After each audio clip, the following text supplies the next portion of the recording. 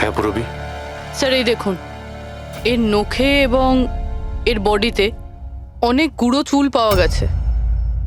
Sir এই কাঁচের টুকরোগুলো দেখুন, বেশ মোটা, মনে হচ্ছে কারো চশমার কাঁচ।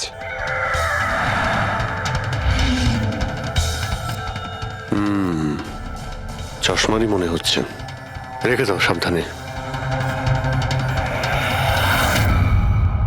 এই টেনে নিয়ে যাওয়ার চিহ্নের সঙ্গে রক্তের ফোঁটা।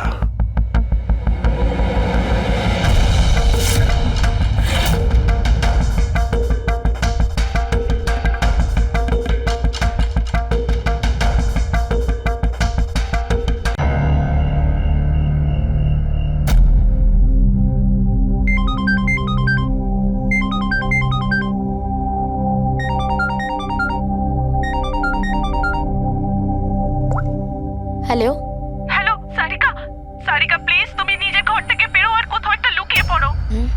লুকিয়ে পড়বো? কিন্তু কেন বৌদি, সব ঠিক আছে?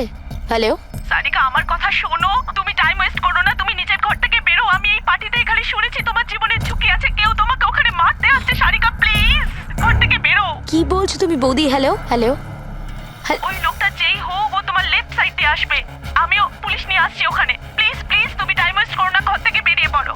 হ্যাঁ হ্যাঁ, কিন্তু বৌদি হ্যালো।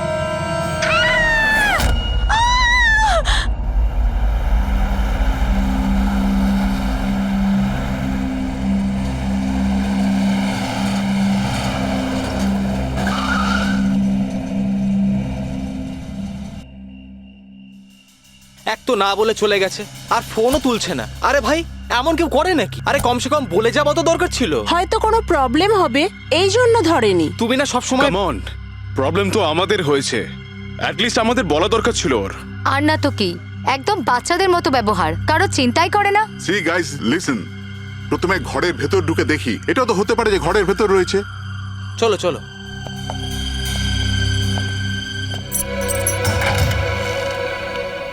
এখানে তো অন্ধকার কেন? আমি আলো জ্বালাচ্ছি।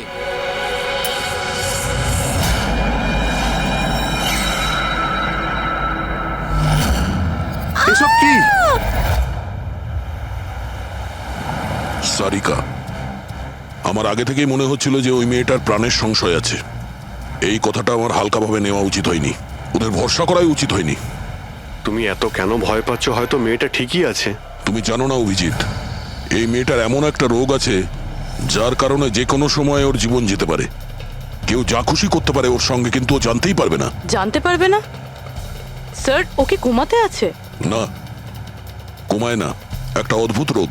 আমিও এই রোগের ব্যাপারে আগে কখনো শুনিনি। একটা অসুস্থ মেয়েকে তার পরিবারের লোক মারতে কেন চাইবে? যতটা আমি ওদেরকে চিনেছি, আমার মনে হচ্ছে যে ওদের ভাবসাব খুব একটা সুবিধার নয়। সারিকার সঙ্গে আমার কয়েকদিন আগেই দেখা হয়। একদিন আমি অফিস থেকে যখন বাড়ি যাচ্ছিলাম,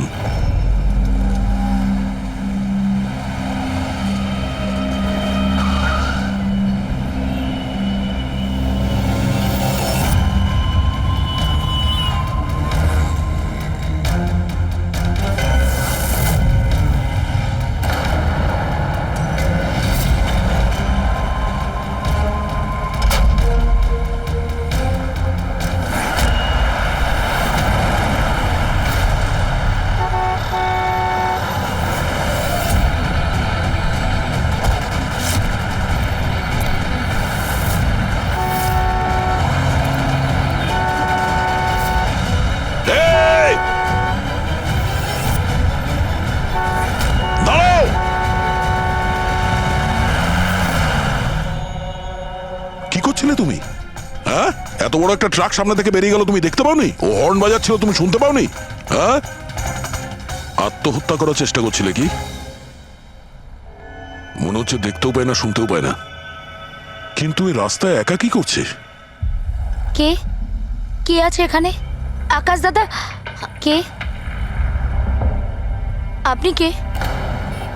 তার মানে আপনি দেখতে পান? তাহলে আপনি আমি আর ওই ট্রাক দেখতে পাননি? চাপা দিয়ে চলে যেত আপনাকে যদি আমি আপনাকে না বাঁচাতাম। সরি, আমি সত্যি দেখতে পাইনি। সারিকা, সারিকা তুমি ঠিক আছো তো? সারিকা, তুমি একলা কোথায় চলে গেছিলে? তোমার যদি কিছু হয়ে যেত তাহলে? আমি আগেই বলেছিলাম আমরা প্রপার্টি দেখতে যাচ্ছি, ওকে সাথে করে নিয়ে যাওয়ার কোনো দরকারই ছিল না, কিন্তু আমার কথা কেউ শোনেই না। রজনী প্লিজ থামো তুমি। ইনি ঠিকই বলছেন, আমি নিজে দেখেছি। ওনার লেফট সাইড দিয়ে একটা ট্রাক আসছিল, উনি দেখতে পাননি। ও হর্ন বাজাচ্ছিল, শোনেনি। চাপা দিয়ে চলে যেত ট্রাক যদি আমি না থাকতাম। থ্যাংক ইউ দাদা, থ্যাংক ইউ ভেরি মাচ। হ্যাঁ দাদা, সত্যি ও ট্রাকের আবার শুনতেও পাইনি আর দেখতেও পাইনি। তার মানে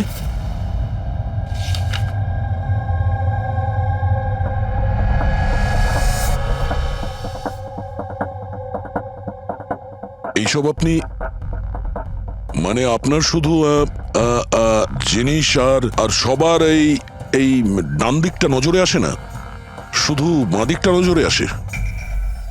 হ্যাঁ স্যার। তার মানে এই মুহূর্তে আমি আপনার সামনে আছি, আপনি আমার অর্ধেকটা দেখতে পাচ্ছেন, আমার এই ডান দিকটা আপনি দেখতে পাচ্ছেন না? না স্যার, দেখতে পাই না।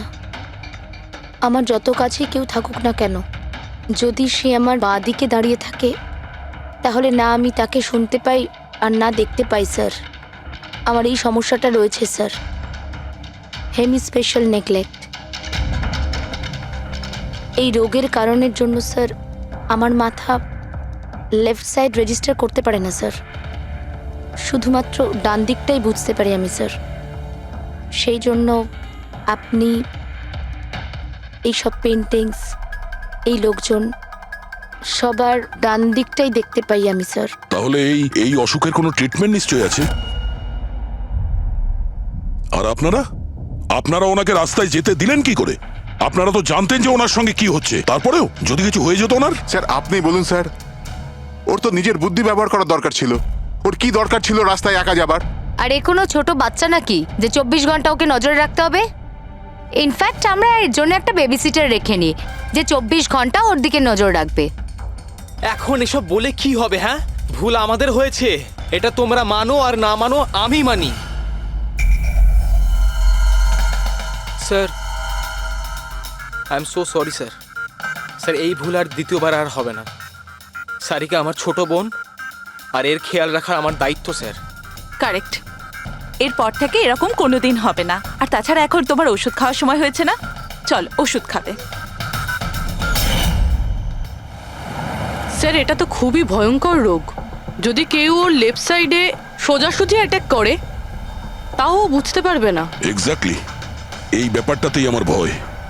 এক তো এই অসুখ, তার উপরে কোটি টাকার সম্পত্তির একলা ওয়ারিশও। সারিকার মা বাবা একটা অ্যাক্সিডেন্টে মারা গেছে, সারিকা বেঁচে গেছে, কিন্তু ওর এই হেমি স্পেশাল নেকলেট অসুখ হয়ে গেছে।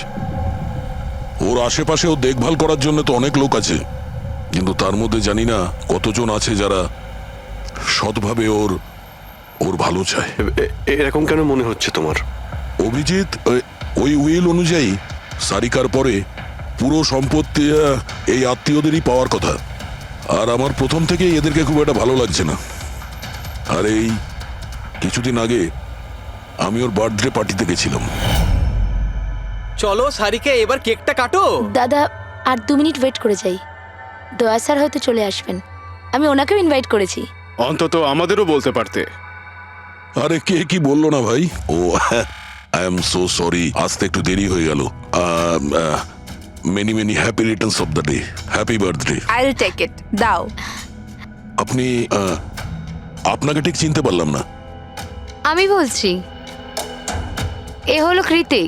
সারিকার মতো পেশেন্টদেরকে হ্যান্ডেল করার জন্য ইনি ট্রেনিং নিয়েছেন, আর আমি ইনাকে 24 ঘন্টা সারিকার সাথে থাকার জন্য অ্যাপয়েন্ট করেছি।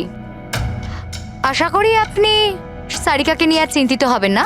একদম, আর আমাদেরও মনে হয় যে কৃতি থাকলে সারিকা সেফ থাকবে। অ্যাবসলিউটলি। আমারই ভুল হয়েছে, শুধু আমার ভুল। আমার সারিকাকে ওদের ভরসায় ছাড়া উচিত হয়নি আমার। মেরে দিয়েছে হয়তো ওরা ওকে, বাড়ি এসে গেছে।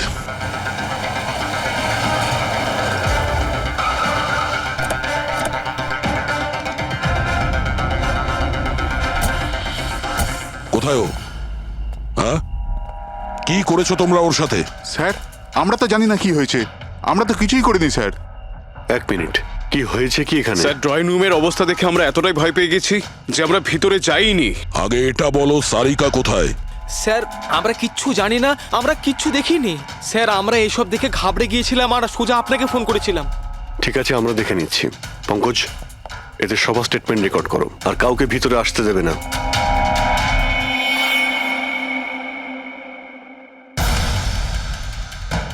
সারিকা, সারিকা, কেউ আছেন? এখানে তো মনে হচ্ছে অনেক কিছুই হয়েছে। এত রক্ত তো কোনো একজনের হতেই পারে না।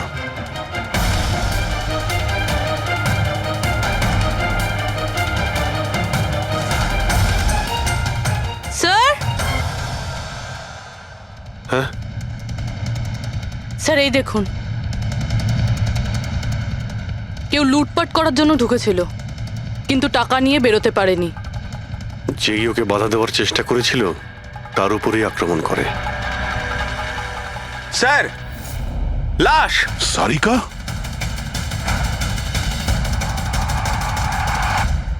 ও নো,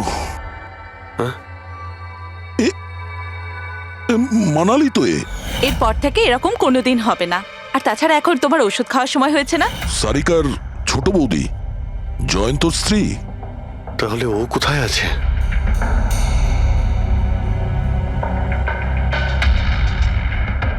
ও নো। দয়া, হ্যাঁ, এ হলো কৃতি। সারিকার মতো পেশেন্টদেরকে হ্যান্ডেল করার জন্য ইনি ট্রেনিং নিয়েছেন। এটা তো কৃতি। তুমি চেনো? হ্যাঁ, কৃতি স্যার, পালস চলছে, এখনো বেঁচে আছে। এ সারিকার রুমের বাইরে? সারিকা, সারিকা, ফ্রেডি, এক্ষুনি অ্যাম্বুলেন্সের ব্যবস্থা করো, একে হসপিটালে পাঠাতে হবে। সারিকা, সারিকা,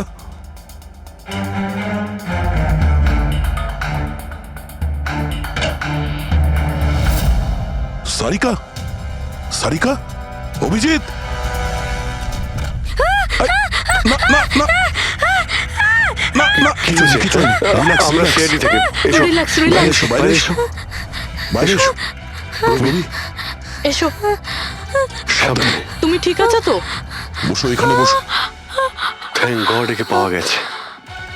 তুমি ঠিক আছো? সবাইকে মেরে দিয়েছে, সবাইকে মেরে দিয়েছে স্যার। এক মিনিট, এক মিনিট। কে করেছে এসব? কে ছিল সে? দয়া স্যার, কি হয়েছিল? স্যার সবাইকে মেরে দিয়েছে স্যার। কে? মেরে দিয়েছে, কে? কে মেরেছে? মেরে দিয়েছে স্যার। আমার মনে হয় এক্ষুনি একে হসপিটালে পাঠানো উচিত, ওর মানসিক অবস্থা ঠিক নেই। ওটাই ঠিক হবে, মনে হচ্ছে শক পেয়েছে। রবি, তোলো একে। ওঠো, ওঠো। আমার সাথে এসো।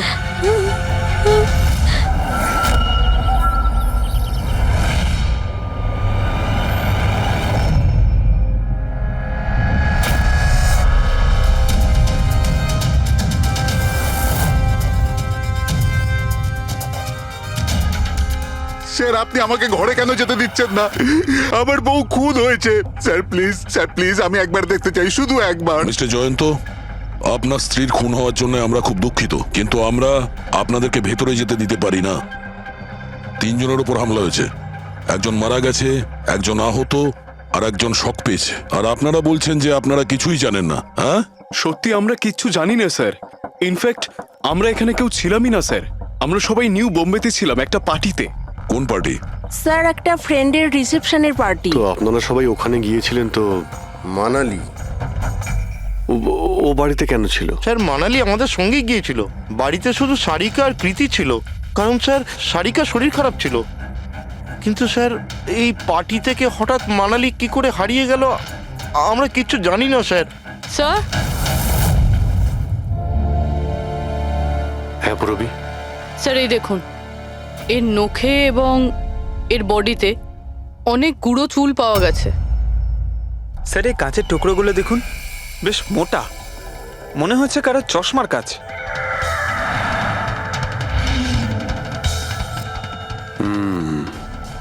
চশমারই মনে হচ্ছে। রেখে দাও সাবধানে। এই টেনে নিয়ে যাওয়ার চিহ্নের সঙ্গে রক্তের ফোঁটা।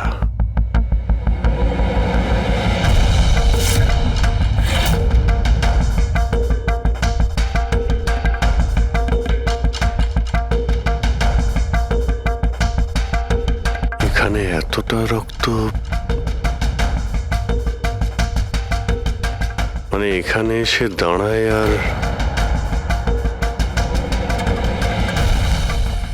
বাইকের চাকার দাগ।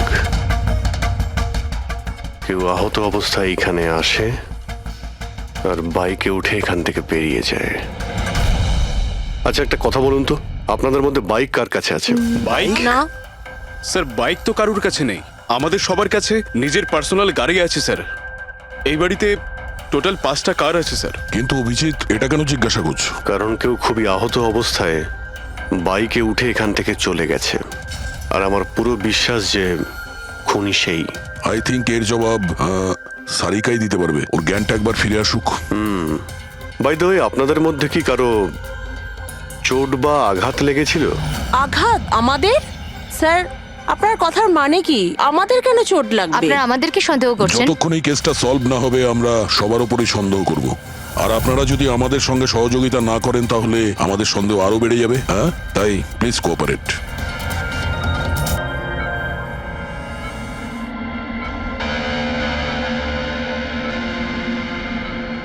সারিকা,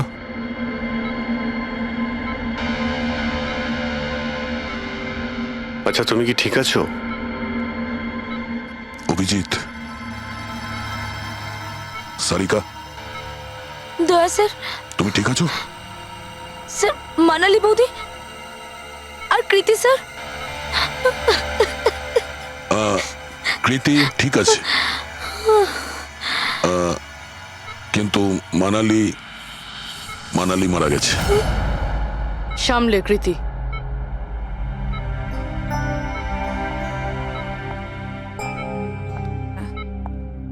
কৃতি, কৃতি তুমি ঠিক আছো তো? I am so glad you okay. Thank God তুমি ঠিক আছো।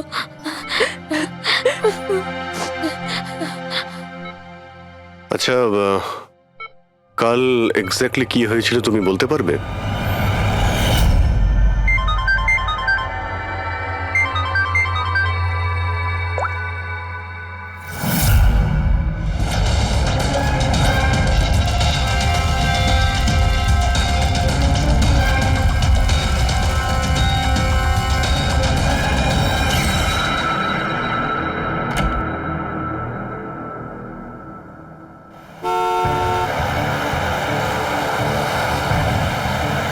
বৌদি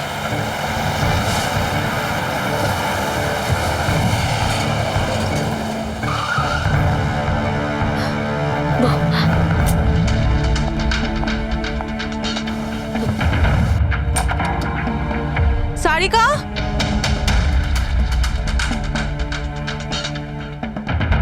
সারিকা, সারিকা কোথায় তুমি? বৌদি সারিকা, সারিকা,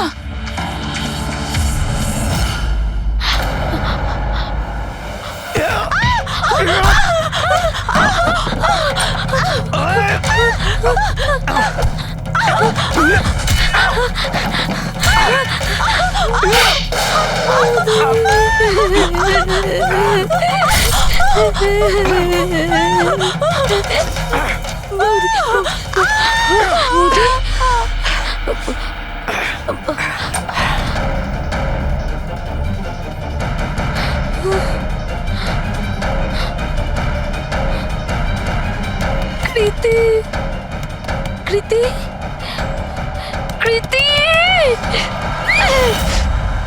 তো তুমি ওনার দরজাতে ধাক্কা দিয়েছিলে, তো তো কৃতি, আপনি কি দেখেছিলেন?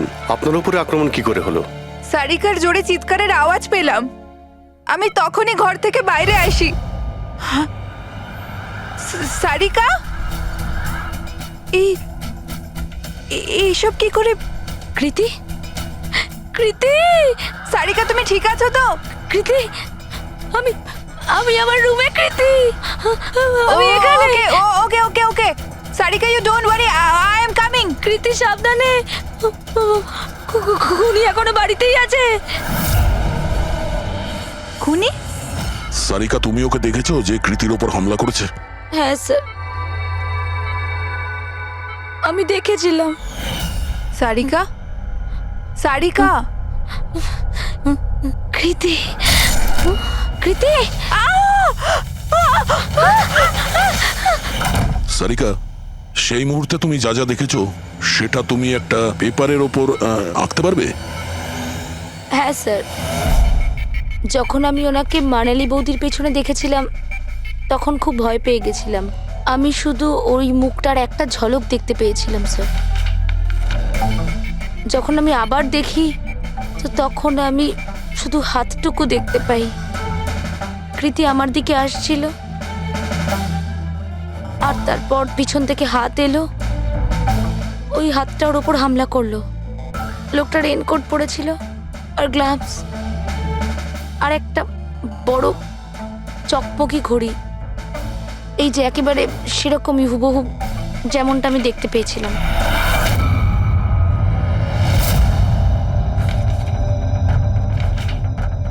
আই হোপ এই অর্ধেক ছবিগুলো দিয়ে আপনারা কিছু উপকার পেয়ে যাবেন হয়তো। চিন্তা করো না, এই অসম্পূর্ণ ছবিটা আমরা কমপ্লিট করব। ফেডরিক, মনোহরের কাছে এই পেন্টিং গুলো নিয়ে যাও আর বলো যে এই স্কেচ যেন কমপ্লিট করে। Sarika, thank you so much. আপনি যেতে পারেন, টায়ার্ড হয়ে গেছেন হয়তো। চলো সারিকা।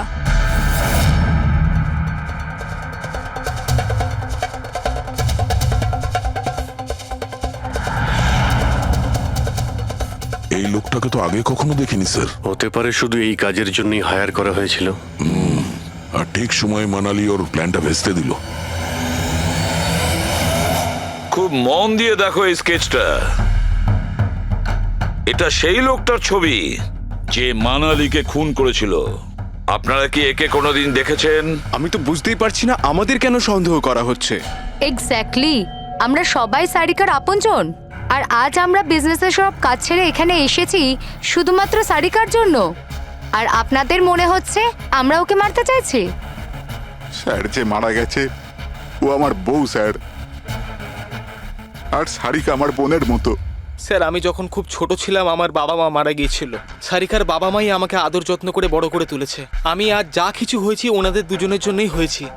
আর স্যার, আমি সারিকাকে আমার নিজের প্রাণের চেয়েও বেশি ভালোবাসি। এক্স্যাক্টলি, এক তো আমরা ওর জন্য নার্স রাখলাম আর আপনারা সবাই আমাদেরকেই সন্দেহ করছেন। হ্যাঁ, সন্দেহ করছি তোমাদের সবাইকে। আমি নিজের চোখে দেখেছি কতটা ভালোবাসো তোমরা ওকে। আপনারা সবাই ভালোভাবেই জানেন যদি ওই বেচারির কিছু হয় তাহলে ওর কয়েকশো কোটি টাকার সম্পত্তির তোমাদের সবার মধ্যে ভাগ হবে।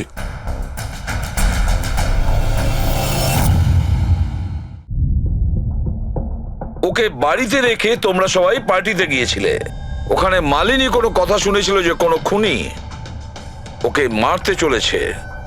মালিনী কাউকে কিছু না বলেই নিজে ওকে সাবধান করে আর চলে যায় সেখানে যেখানে খুনি মানালিকে মেরে ফেলে। আর যদিও পার্টিতে এই কথাটা শুনে থাকে তাহলে আপনাদের মধ্যে কেউ হবে? কেউ না? ঠিক আছে, তোমরা এখন যেতে পারো, কিন্তু একটা কথা ভালো করে মনে রাখবে, আমাদের কড়া নজর থাকবে তোমাদের উপরে। অভিজিৎ, দয়া, ও বলছিল মানালি ওকে ফোন করেছিল যে মানালি পুলিশ নিয়ে ওর বাড়িতে পৌঁছচ্ছে। এক্স্যাক্টলি স্যার, কিন্তু ও না আমাদের সঙ্গে কন্ট্যাক্ট করেছে না পুলিশের সঙ্গে। হতে পারে কেউ ওর পিছু নিয়েছিল, তাই হয়তো ও ভয় পেয়ে গিয়েছিল। একটা কাজ করি আমরা, পঙ্কজ, পুরবী, ওই পার্টিতে যে কয়জন লোক এসেছিল ওদের প্রত্যেকের নাম আর ফোন নাম্বার বের করো আর খোঁজ নাও ওই রাতে মানালির বাড়ির আশেপাশে ওদের মধ্যে কার ফোন অ্যাক্টিভ ছিল?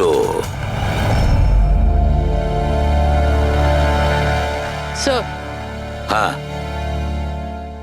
স্যার ওই রাতে ওখানে 250 লোক ছিল, কিন্তু স্যার একজন হচ্ছে ঈশান। ওই রাত্রেও পার্টিতে ছিল, আর ওখান থেকে ও সারিকার বাড়ির দিকে গেল যখন মানালি পার্টি ছেড়ে গেল। আর ফোন ওখানেই বন্ধ হয়ে যায় ওদের বাড়িতে। স্যার আর একটা আজব ঘটনা ঘটেছে। মানালি সেই রাতে ওই বাড়িতে ফোন করেইনি, বরং সেখান থেকে ব্যান্ড্রায় গিয়েছিল কোয়াড্রাম, আর তারপর থেকে ফোনটা সুইচড অফ। মানালির সেল ফোন তোর কাছেই ছিল ওই ক্রাইম সিনে?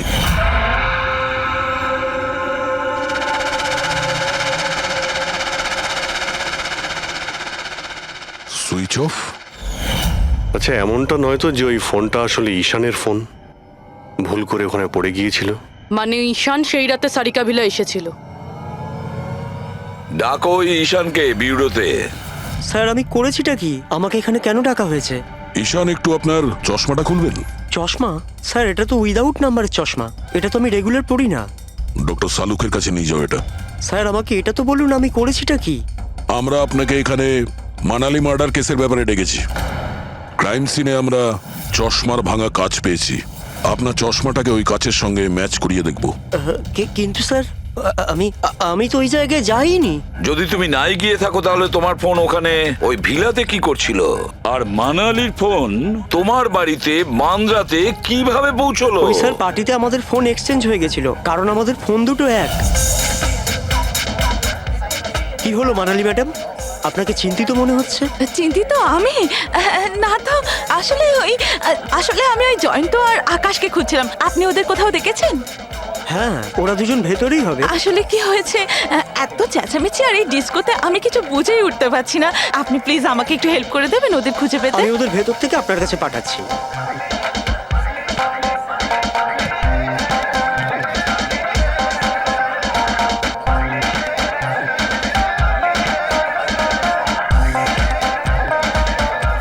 মানালি, ঈশান, তুমি তো বলছিলে মানালি খুঁজছে আমাদের। কোথায় মানালি? আরে এক্ষুনি তো এখানেই ছিলেন মানালি, কি জানি কোথায় চলে গেলেন। ওই দিকটা কি দেখি, চলো। স্যার আমার ফোন সুইচ অফ ছিল, এই জন্য আমি মানালিকে বলতে পারি। সেই কারণে মানালি পুলিশকে ফোন করতে পারেনি। স্যার আমাকে বিশ্বাস করুন, আমি খুন করিনি। খুনি না হলেও খুনির সঙ্গী তো হতে পারো, যে ওখানে ওই পার্টিতে উপস্থিত ছিল। তুমি পার্টিতে মালিনীর সমস্ত কথা শোনো, আর যখনই মানালি ওখান থেকে বেরোয় তুমি মানালির পিছু নাও। কোনো কায়দা করে তুমি মানালির ফোন তোমার বাড়ি ব্যান্দ্রাতে পাঠিয়ে দিলে, আর ওখানে পাওয়া চশমার কাঁচের টুকরো, আমাদের সন্দেহ ওটা তোমার চশমার রিপোর্ট তো আমরা পেয়েই যাব আমাদের ফরেন্সিক ল্যাব থেকে।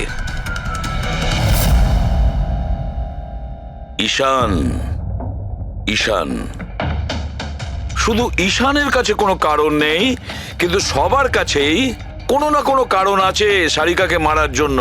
দিয়া আর অভয়, এদের দুজনের তো টাকার খুব প্রয়োজন ছিল, হতে পারে এরা দুজন করেছে।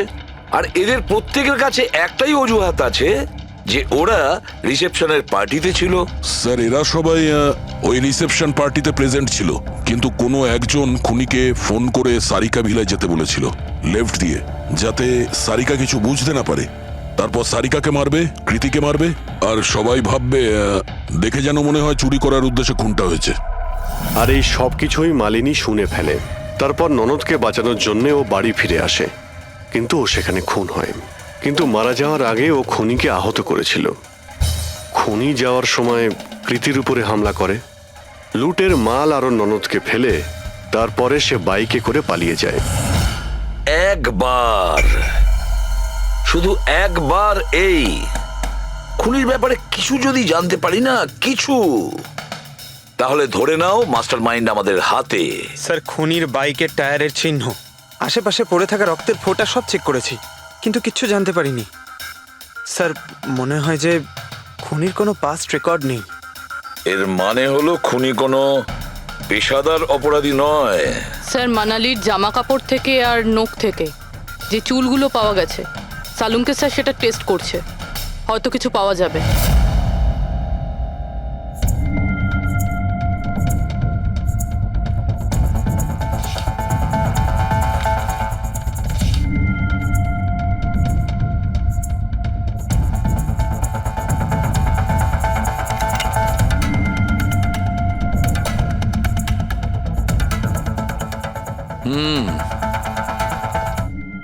আমার আন্দাজ একদম ঠিক ছিল। এবার শুধু ডিএনএ রিপোর্টটা দরকার। হ্যাঁ সালুকে। বস, হ্যাঁ, একটা কথা ঠিক যে ঈশান খুনি নয়, কারণ ক্রাইম স্পট থেকে এই যে চশমার লেন্সের ভাঙা টুকরো পাওয়া গেছে, এইগুলো ঈশানের চশমার সঙ্গে ম্যাচ করছে না। এক তো ঈশানের চশমার পাওয়ার 0, আর দ্বিতীয়ত ঈশানের যে চশমাটা তার লেন্সগুলো একদম নর্মাল, কিন্তু এই লেন্সটা ফটোক্রোম্যাটিক, মানে রোদের সঙ্গে রং পাল্টায়। আচ্ছা, ওই যে রক্ত পাওয়া গিয়েছিল ওই বাইকের টায়ারের মার্কের কাছে, সেটা কি খুনির রক্ত? হ্যাঁ, ওই রক্তটা খুনিরই, যার বয়স 25 থেকে 30 বছরের মধ্যে। আর মানালির নখে যে চুলটা পাওয়া গেছে ওটা নিশ্চয়ই খুনির। আসলে বস, হাতাহাতি করবার সময় চুল গোড়া থেকে উপড়ে আসে, অথচ এই যে চুলটা, এটা উপড়ে আসেনি, কাটা হয়েছে। আর এইটা দেখো স্ক্রিনে, যতগুলো চুল আছে সব আলাদা আলাদা রকমের। কোনো চুল সিধে, কোনোটা কোঁকড়ানো, আর ওগুলো রং দেখো, প্রত্যেকটা চুলের রং আলাদা, কোনোটা কালো, কোনোটা ব্রাউন, কোনোটা ডার্ক ব্রাউন, আর ওই গোল্ডেনও আছে। এই চুলগুলো একটা লোকের হতেই পারে না। আলাদা আলাদা লোকের চুল? হ্যাঁ দয়া, এই চুল থেকে আমরা বিভিন্ন ধরনের কেমিক্যাল পেয়েছি, যেমন হচ্ছে কেরাটিন, ফিফটাইন, আরো অনেক কিছু। আমার মনে হচ্ছে না যে এই চুলগুলো কোনো একজন লোকের মাথার চুল। Hello? Oh good, very good, thank you very much, good news, bye. DNA টেস্টের রিপোর্ট, এই রিপোর্ট এই বিষয়টা কনফার্ম করছে যে এই যে চুলগুলো সেগুলো কোনো একজন ব্যক্তির চুল নয়। যে লোকটার ড্রেসের উপর আলাদা আলাদা চুল আছে, আলাদা আলাদা লোকের কাটা চুল, সেই লোক কোনো বড় সেলুনে কাজ করে, হেয়ার স্টাইলিস্টের।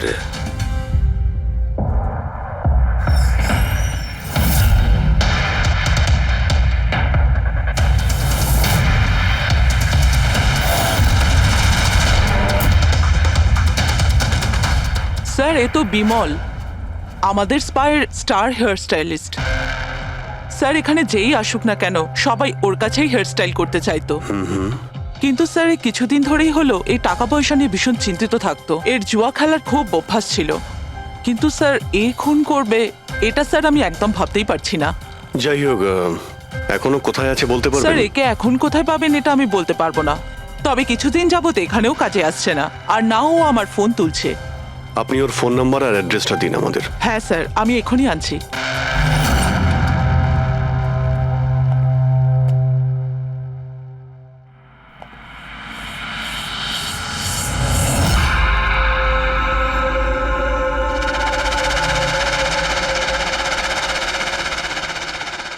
ও নো, এ তো গেছে। বিষ খেয়েছে। এখানে আঘাত লেগেছে, আর এই কাঁধেও নখের চিহ্ন। মানে এই হলো সেই যে মানালিকে খুন করেছে। দেখো কিছু পাওয়া যায় কিনা।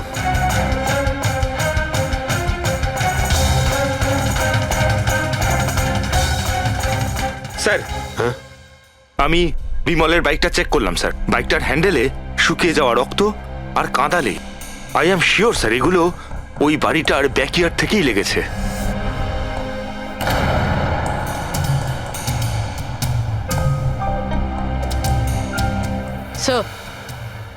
স্যার, এই ভেঙে যাওয়া চশমা আর এই রেনকোট পেয়েছি।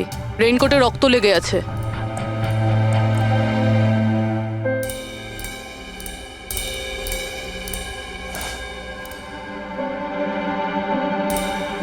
এই দেখতে পাচ্ছ,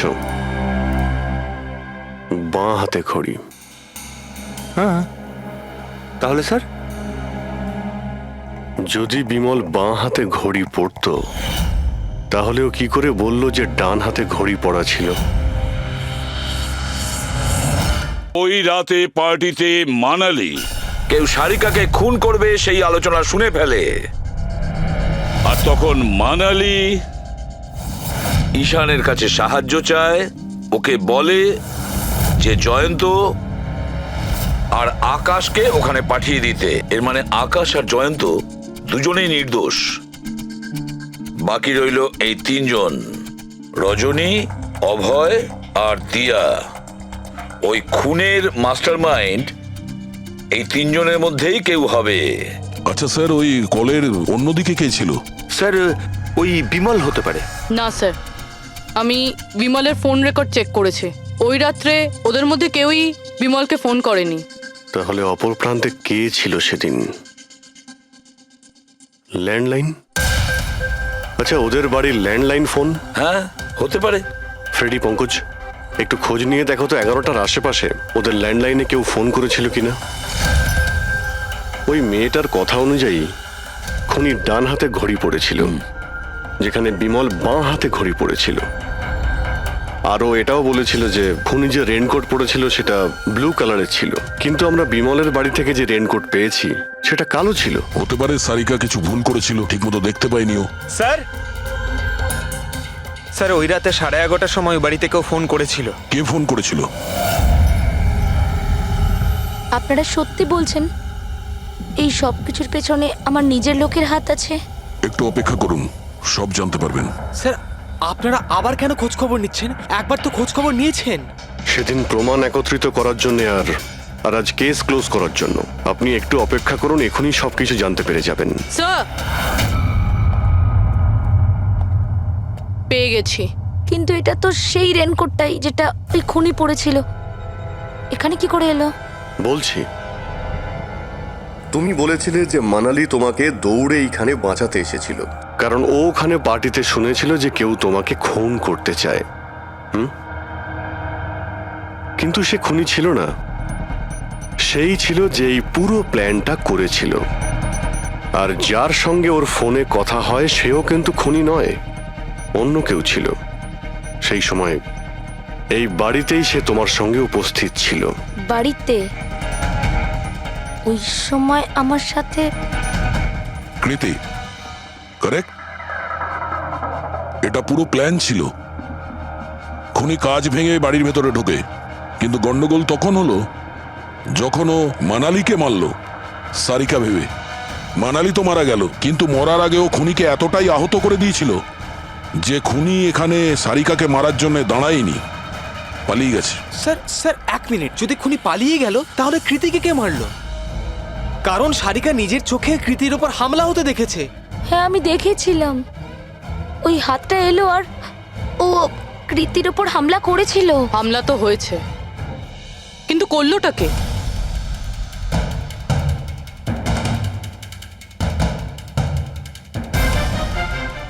আপনারা সবাই আমাকে এভাবে কেন দেখছেন? এর উত্তর তো শুধু তুমিই দিতে পারবে কৃতি। ও রাত ঠিক 10:30টার সময় শুয়ে পড়েছিল। আর মানালি কাউকে ফোনে কথা বলতে শুনেছিল রাত 11:10 আর সেই ফোনটা এসেছিল এই বাড়ির ল্যান্ডলাইনে। কে রিসিভ করেছিল সেই কলটা? যদি আমরা এটা মেনেও নিই যে বিমল তোমার ওপর হামলা করেছে, তাহলে ও তোমাকে বাঁচিয়ে রাখলো কেন? ও মানালিকে এত নৃশংসভাবে মারলো, আর তোমাকে শুধু এই একটা আঘাত কেন? ও সারিকাকে কেন মারলো না? আর এই চুরি করা টাকা ছেড়ে পালালো কেন? আর সব থেকে বড় প্রশ্ন, ও খুনিকে এই ব্লু কালারের জ্যাকেট পরে থাকতে কি করে দেখলো? কি করে দেখলো সেই ঘড়িটা যা বিমল লেফট হ্যান্ডে পড়তো, রাইট হ্যান্ডে নয়? বিমলের রেইনকোটের কালার ছিল ব্ল্যাক।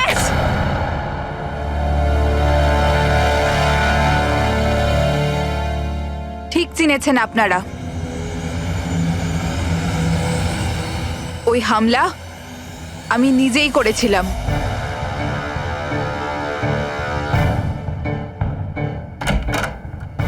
সারিকা, সারিকা কোথায় তুমি? মানালি এখানে এই সময়? সারিকা,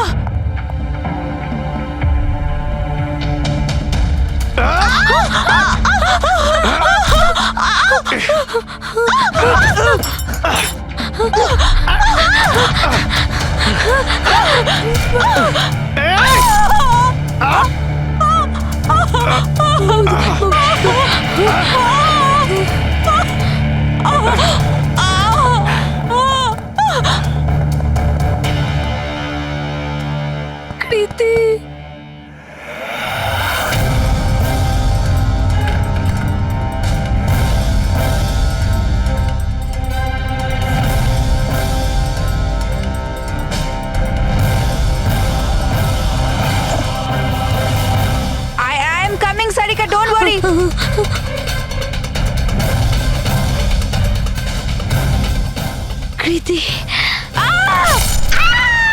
কারণ আমি চাইনি কেউ আমার উপর সন্দেহ করুক। আর তুমি যখন এত কিছু বলেই দিলে তখন ওই মাস্টার মাইন্ডের নামটাও বলে দাও। হ্যাঁ, আর তুমি যদি বলো ওর নামটা আমি বলে দিই, যে মানালিকে মেরেছে আর সারিকাকে মারতে পারতো। কি রজনী দেবী,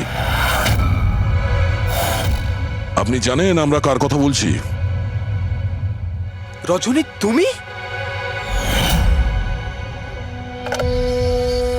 হ্যালো, কিলার শার্প 11:30টায় পৌঁছে যাবে। সারিকার খেলা শেষ, যে কোনো মূল্যে করতেই হবে। ওই আমার বাকি টাকাটা? তুমি তোমার পয়সা পেয়ে যাবে। ওকে।